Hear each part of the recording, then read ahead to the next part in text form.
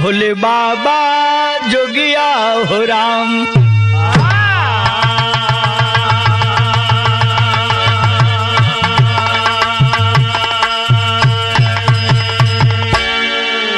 आई भैया मैं राकेश यादव पप्पू बिरहा लोकगीत गायक कलाकार बड़ा आभारी हैं आप सभी श्रोता दर्शक बंधुओं का कि आप हमें प्यार दुलार लुटाते हैं, आशीर्वाद देते हैं कि लोग हमें बुलाते हैं।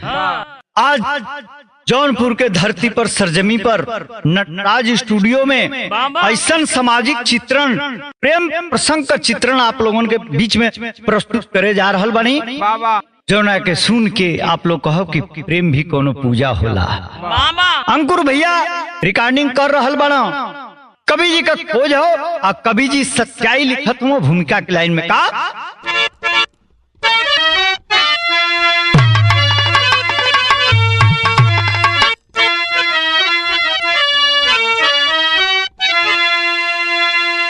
कौन अपना भला कौन है जब पराया,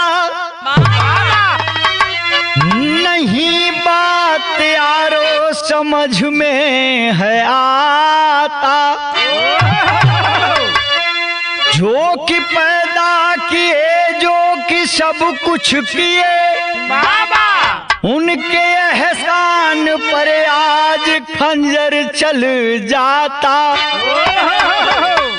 माँ पिता से हो प्यारा बन जाता आशिक, काम का बान जबकि है तन में सताता। किस पर कहे आज कैसे भरोसा करे,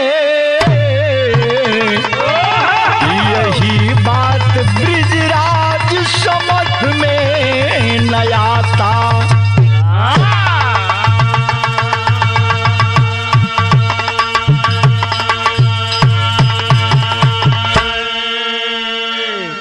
मुन्ना भैया आप लोगों के आशीर्वाद से बहुत बिरहा आप लोगों ली, लेकिन दिल के छू देवे वाली प्रेम कथा हो। कभी लिखत हुआ माँ पिता से हो प्यारा बन जाता आशिक, काम का बान जबकि है तन पे सताता।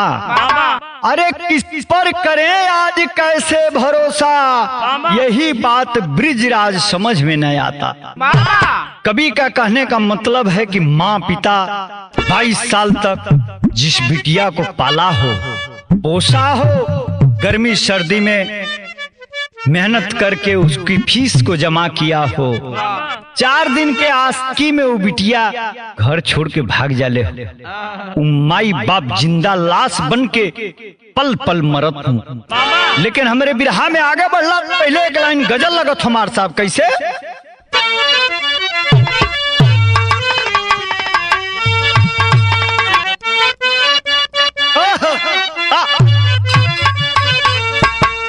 अरे मेरा महबूब मेरे साथ बड़ा काम किया,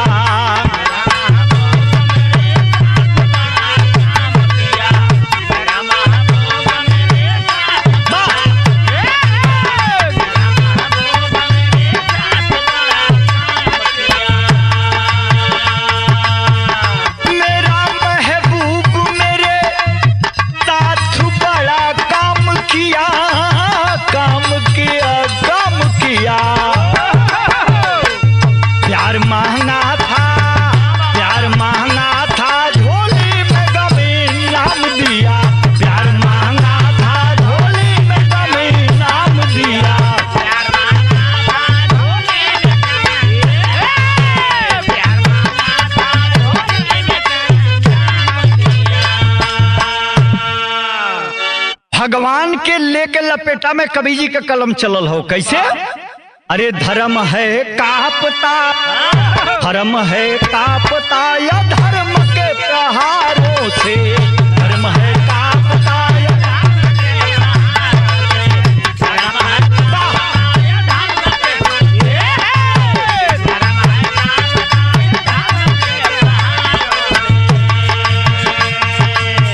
धर्म है कापता,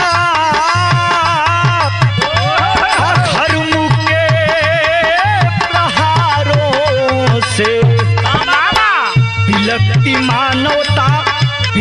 मानवता कुकर्मी और गद्दारों से, बिलकती मानवता कुकर्मी और गद्दारों से।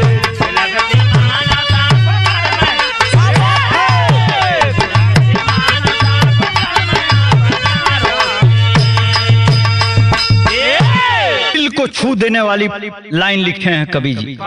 कितना धन्यवाद कहूं, धर्म है कापता धर्म के वारों से, लेकिन बिलकती मानवता कुकर्मी और गद्दारों से। अरे खास खा तरस हकारे, अनाज खा रहे हो तो उसकी अदा करो, उसकी जो व्यवस्था है।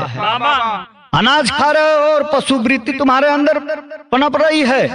ये बात कहाँ के हो, सच्ची घटना के यहाँ के बात कभी लिखत हूँ कैसे।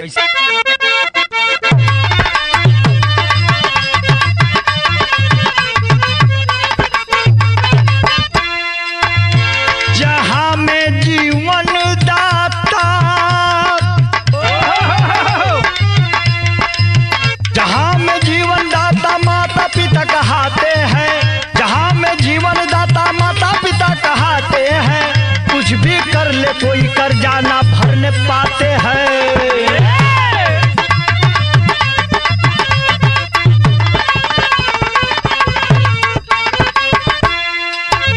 बेवक्त अनुसार माँ पिता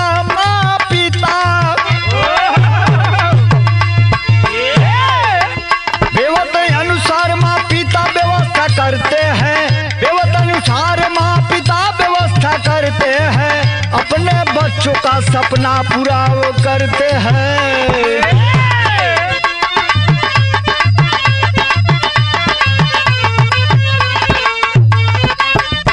ये बात कहा कि हम ना भैया बहादुर भैया गौर करेंगे। प्रांत जम्मू में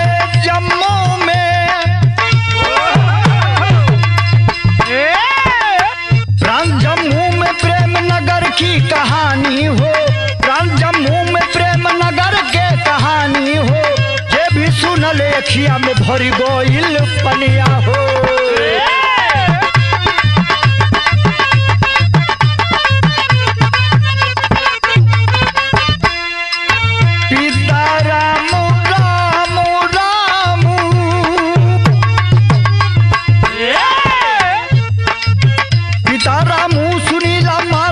बखरिया हो पिता रामू सुनीता माता तब बखरिया हो, एक बेटी प्रिया बाटी दुलरिया हो।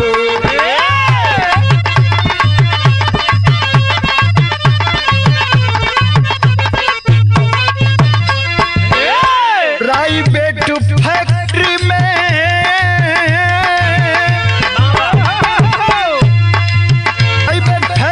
में रामू करे नौकरिया हो, प्राइमरी में सुनीता करेली मस्टरिया हो।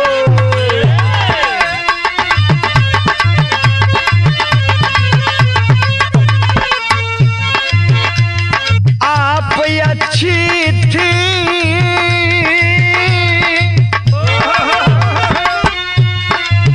आप अच्छी थी माता पिता सोचे मनवा में, बिटिया रानी के हुई पूरा अब सपनवा में।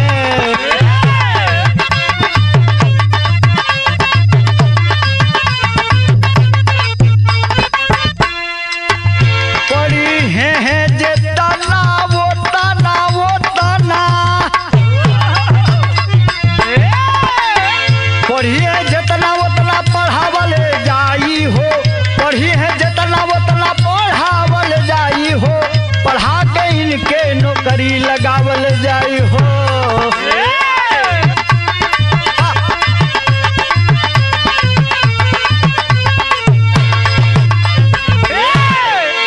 बात के समझ लिहल जा। बिरहा में आगे बढ़ला से पहले भाई साहब, प्रांत जम्मू का ही बात हो, जम्मू जेके इंडिया का स्वर्ग कहल जाला हो, वहाँ सबका सपना होला। हमनियों का बिरहा टीम का सपना है, लेकिन जाना पौली जा। माई सरस्वती की कृपा हुई तो कबो चल जाइए, आशावादी हैं जा तो कहियो न कहियो जाइल जाइए। माई का दर्शन कर जाये पहाड़ा वाली का, और जम्मू में भी घूम लिहल जाइए। वहाँ में कई दर्दनाक कहानी बा मास्टर साहब। रामू पति हो सुशीला जौन बाड़ी माता जी बाड़ी एक दुलारी बिटिया का नाम प्रिया बा। अब प्राइवेट फैक्ट्री में रामू जौन है कि काम करत हूँ, जीवन यापन अच्छा से चलत हो, कोनो दिक्कत नहीं खे। एक के सपना बा कि एक के दुलरौती हमार चिराग बाटे, एक के कर्जा उर्जा भी लेके इतना पढ़ा दिहल जाए कि हमरे कुल खानदान का नाम ही रोशन कर दे। लेकिन आज की बेटियों को, बहनों को मेरे तरफ से हाथ जोड़ के प्रार्थना है कि माँ बाप के साथ अगर गद्दारी करोगी, इंच भर जमीन तुम्हारे नसीब में नहीं आएगी। तर्ज बदल गई बिरहा में आगे बढ़ला से पहले का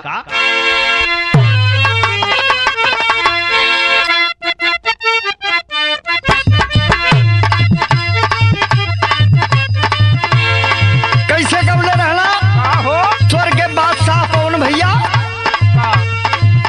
तू लगा लू जब लिपस्टिक हिले लाया दिष्टि।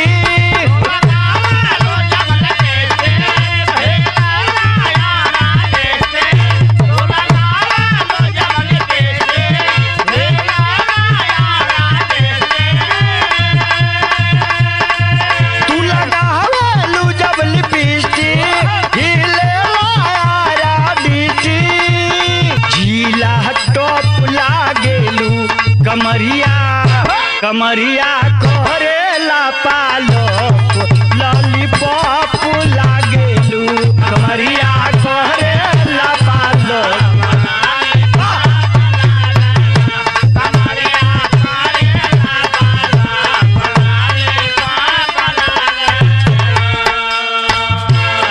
ई तो बिरहा प्रेमी आप लोगन खातिर मनोरंजन खातिर कवि जी लिखले रहला हां, लेकिन भाव में डूब के कितना बड़ी बात मौके का लिखत हो, गौर करेंगे क्या?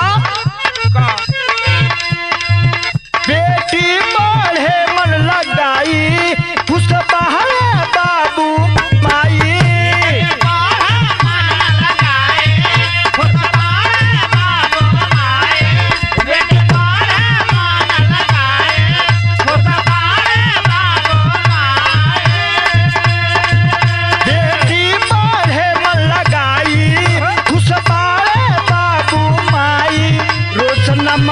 करी है हो रोशनमवा करी है हो जहिया हो जहिया नौकरी हो पई है, रोशनमवा करी है हो जहिया नौकरी हो पई है।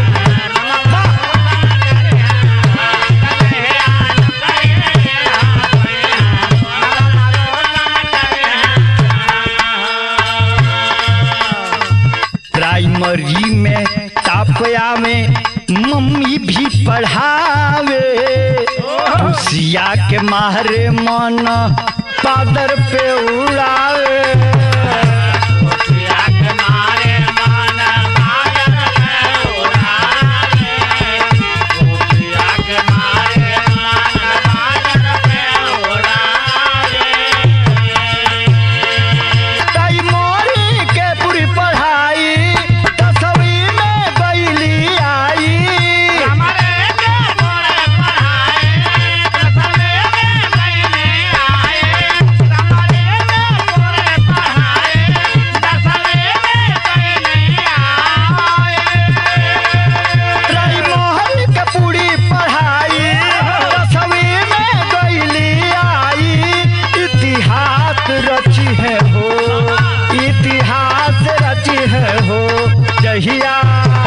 जहिया नौकरी नहीं है पाई इतिहास रची है हो,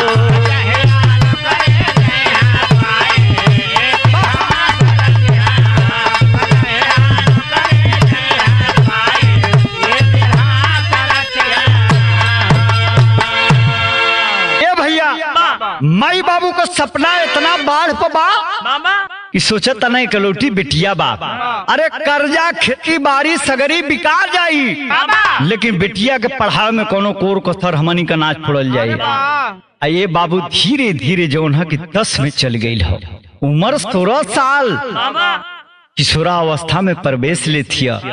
मन में जवन समय के साथ बाल आवेला उहे आवत है बिटिया के अंदर। विचलित हो गई बा समाज में, समाज के समझ ना पौले हो, लेकिन कवि का हरकत देखा, तर्ज बदल देते हो। कैसे?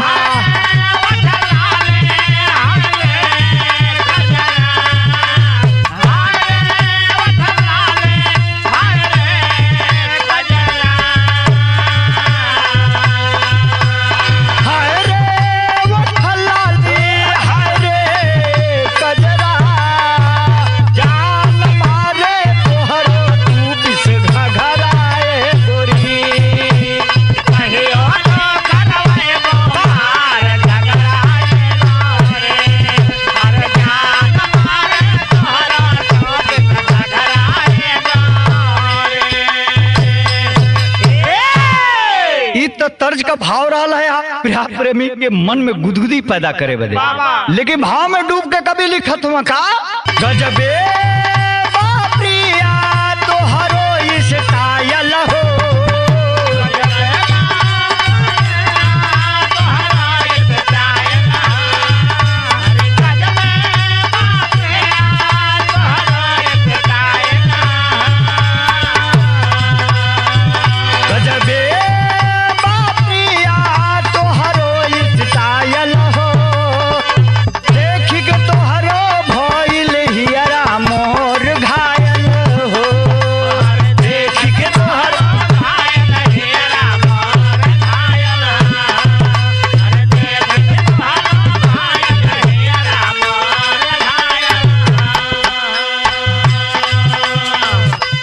हरे ही रहतिया में देखिला सपनावा,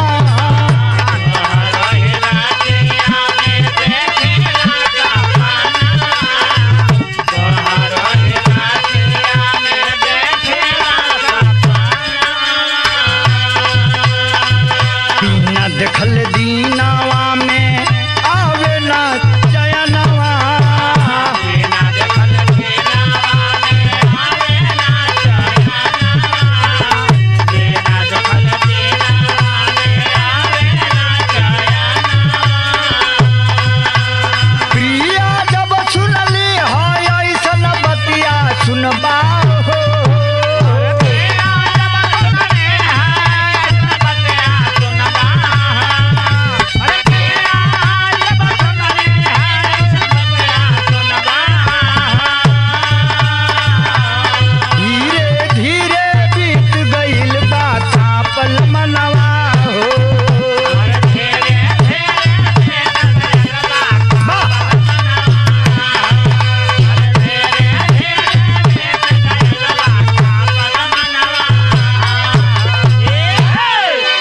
आई दादा जब प्रिया के 16 बसंत पार करे वाली उम्र आयल हो, मन विचलित होखे लगा। भुला गए के माई बाप कर्जा लेके हमके पढ़ावे ना, हमार कर्तव्य का है ये बाबू। धीरे धीरे जो है कि उमंग पढ़े जात हो, और एगो लइका के तरफ ओकर नजर गड़ गई। लइका से प्रेम मोहब्बत का बात होखे लगल है। लोग समझावता, सहेली समझावतिया, लेकिन ओकरे दिमाग में बात घुसत नहीं खे। विचलित हो चुकी है टेरी में। कवि को बड़ा मार्मिक भाव से लिखना पड़ा है। क्या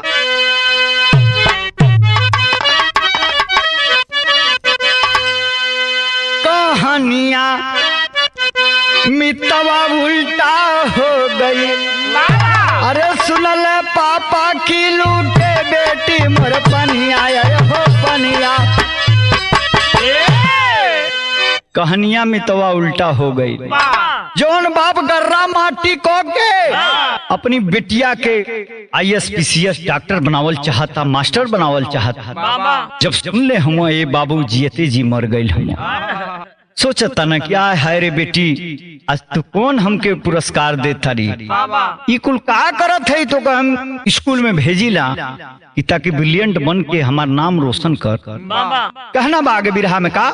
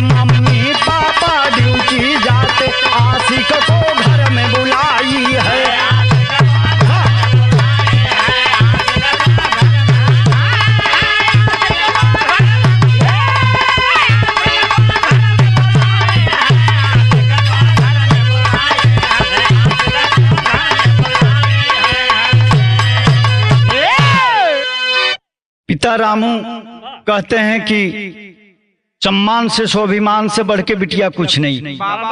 उम्मीद लगाए थे तुम बड़ा अधिकारी बन जाओगी, लेकिन तुम्हारा चाल चलन देख के और शिकायत सुन के मुझे बहुत तकलीफ है।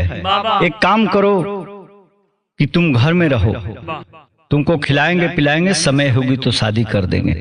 अभी तो 16 साल की हो। ये बाबू पढ़ाई छूट गई। पढ़ाई छूटला के बाद मोबाइल का जमाना बा, अपने आशिक से होकर बात होत रहत हो। जब मम्मी पापा दोनों लोग जाके फैक्ट्री में काम करे चल जा, इधर अपन रंग ले लिया शुरू कर दे। ये कोनो बेटी का फर्ज हो मुन्ना भैया। तर्ज बदलत हो हमरे विराह में कैसे।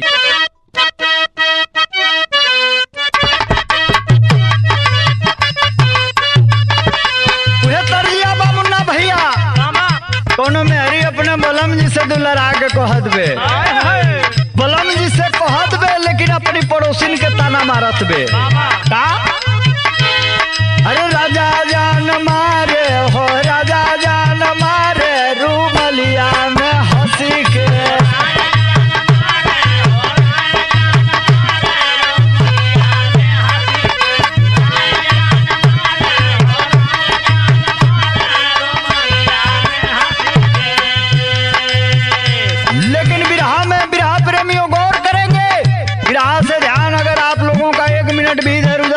आप कोसों दूर हो जाएंगे। भाव कितना सुंदर लिख रहे हैं कवि जी। क्या?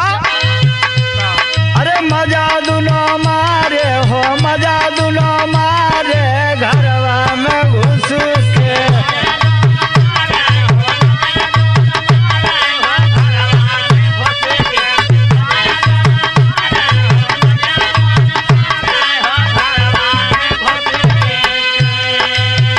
रामू से पड़ोस दिहल एक दिन आधे डारी से गईल आई।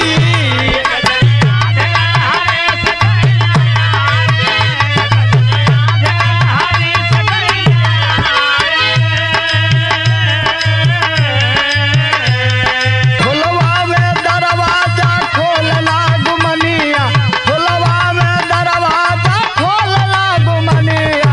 आजाद लो मारे हो घरवा में घुस।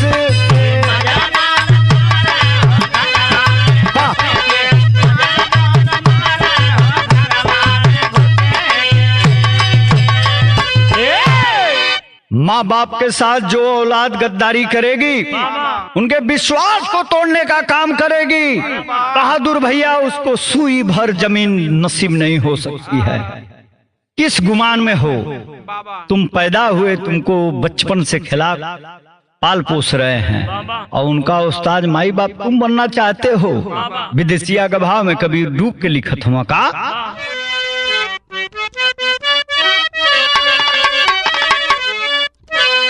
आधी रास्ता से पड़ोसिन के फोन कैला पर रामू वापस आयल हुआ कि तोहर बिटिया देख तोहर नाम कितना ऊंचा पहुंचावतिया। लौट आयल हुआ, फैक्ट्री ना गई लो। उस समय का बात, मौके का बात लिखत हो कवि जी का।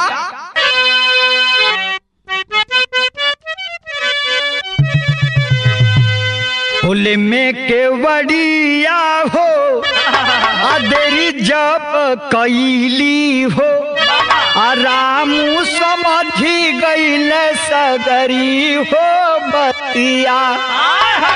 अब विकास के छिपाइया के होलली के बड़िया हो, हमारी मारी पूछे लगले रामू ते ही बखतिया। आवतिया बहुत देर के बाद दरवाजा खुला। आप आवाज लगा रहा है, क्या कर रही हो? ये समय सोने का है, नींद में क्यों हो? बात क्या है? ये बाबू कांपत आके दरवाजा खुले। अतवले हो घर में से आगे विकास कामी कर लगल रामू ये हवर पी प्रिया के फजी हतिया। आई के पड़ोसी थोड़ाई दिहल मितावा हो, आची खाई बू मजा बनली प्रिया वही बतिया। ये बाबू कितनी मार्मिक बात हो। एक पिता अपने घर की आबरू को लूटते अपने आंखों से देख रहा है। विकास हो मंचला मजनू जो है कि रामू के सामने से गुजर जाता है। रामू प्रयास करते हैं कि इसको पकड़ें, समझाने का प्रयास करते हैं, लेकिन बहुत दूर चला गया। गुस्सा अपने बिटिया पर निकालते हैं, मारते हैं, पीटते हैं, और पड़ोसी आके रामू का साथ देते हैं। तब भी गबर ढिठाई करतिया उलैकिया प्रिया गबर ढिठाई करतिया अपने पड़ोसन लोगन के समझावतिया कि हम समझा दे तो हम लोग के, तो उन्हें लोग मुखबिरी कैला हमके जिए ना दियल चाहता रह, मौका का तलाश में बा। लेकिन हमारे बिरहा में आगे बढ़ला पहले बड़ी बढ़िया तर्ज लगो तो हमारे सब कैसे।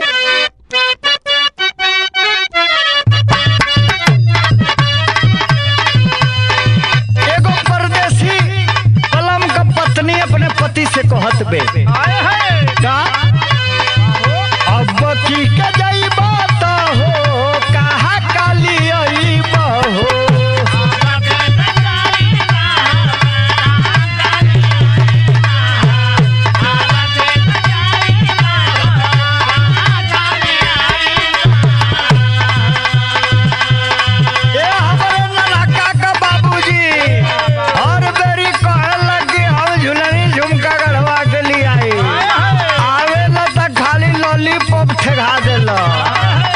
रात होके का इंतजार करेला, ये कुल नाटक बहुत चलल, अब ना चली। कह देबे का अब की के जाई बता का ले आई बहो।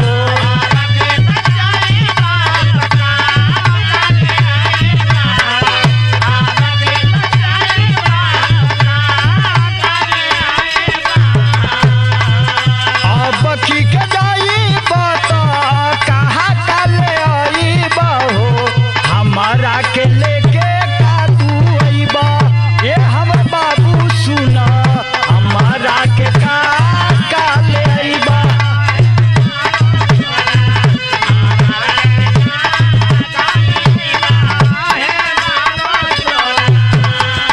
इतना तर्ज रहला कवि जी का हरकत आप लोगन के 440 वोल्ट पहुंचावे खातिर। आज की डेट में फैशन चल गई बा के अपने मजनू के अपने भतारे के लोग बाबू बोलता, यही से हम बाबू वाली बतिया गौली हैं। लेकिन भाव कभी कितना सुंदर लिखत हुआ का बीतल महीनवा तब योजना बनवाली हो।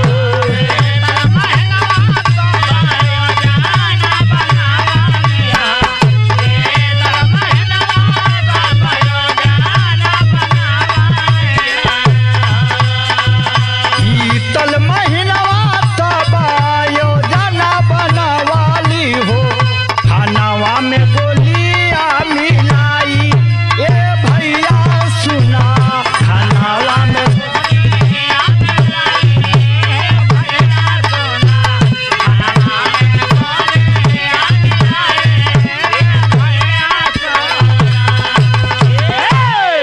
निदिया के गोली मिलल पहले जब भोजनिया।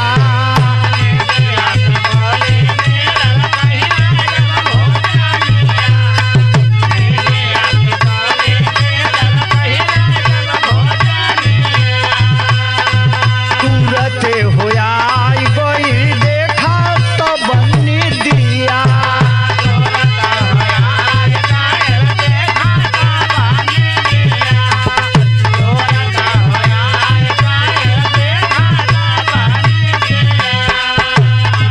लिहली विकास के बोलाई ए भाई देखा।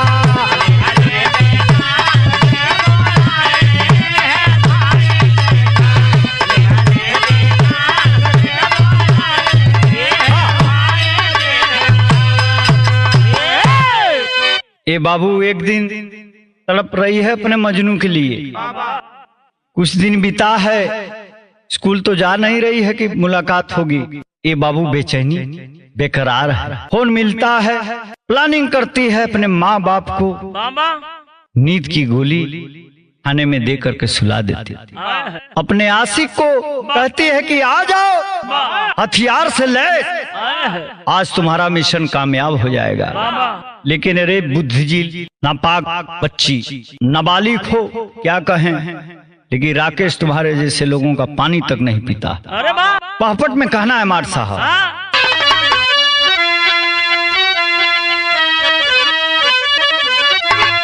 अरे चाकू लेके विकास गईल आई आधी रातिया के, अरे चाकू लेके विकास गईल आई आधी रातिया के, अब मम्मी पापा सुतले देखा जाई आधी रातिया के।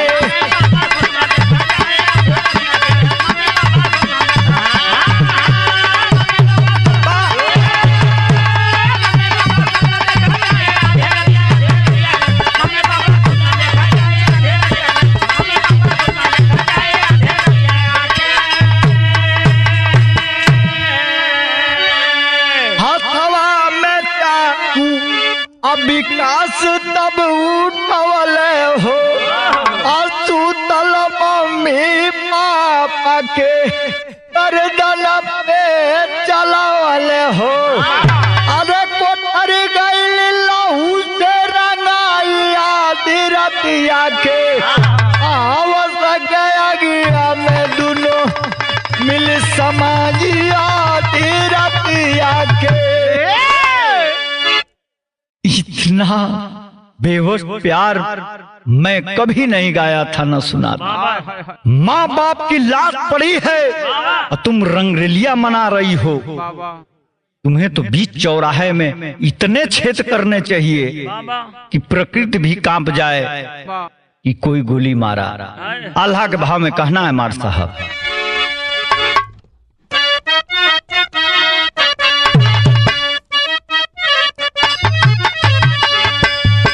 हो तो भोर भगले भी कास घनवा से भैया,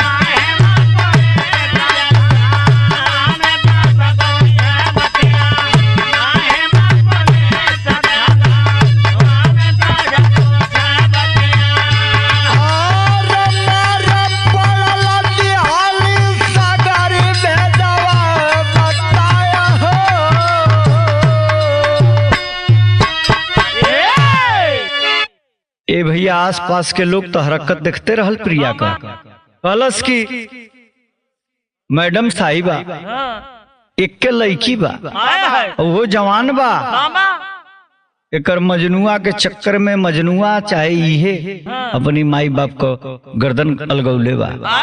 इन्हन की घर में बा का कि केहू लूटे आई सोना चांदी कुछ नहीं के खैले खैले के महंग बाणो सब चाल ऐसन हो गई लेकर माई बाप जो है कि मजदूरी करेला इतनी नालायक ही निकल गई बिटिया की सबके नाकी में पानी भर के रखले बा।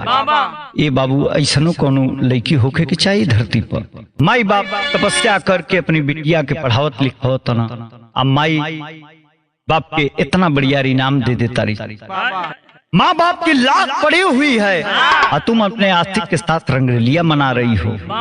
अरे तुम्हें तो अब क्या बताया जाए, गुस्से में कुछ कहा नहीं जा रहा है। मार साहब खड़ी के भाव में विरह की समाप्ति है कैसे।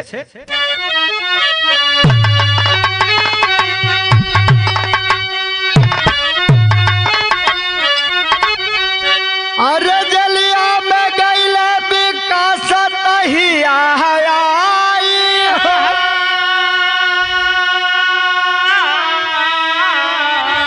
सगरी मजनुगिरी तहिया गईले भुलाई हो।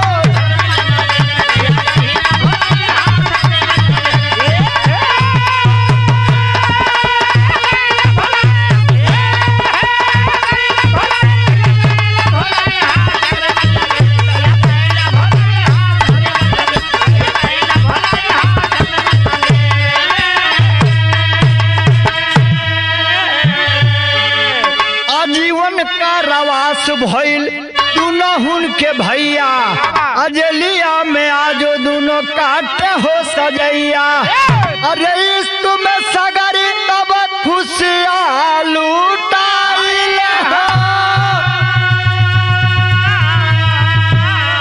तेरी मजनू गिरी तहिया गईले भुलाई हो।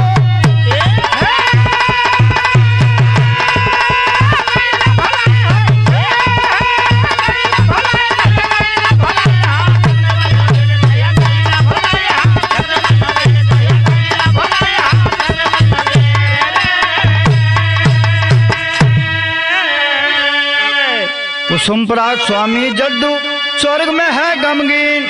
अरे ओपी और दिनेश हो कहते गया सितारा छीन हो। कहानियां मितवा इष्टा हो गई और राकेश ब्रिजराज कवले सुधरी रहानिया।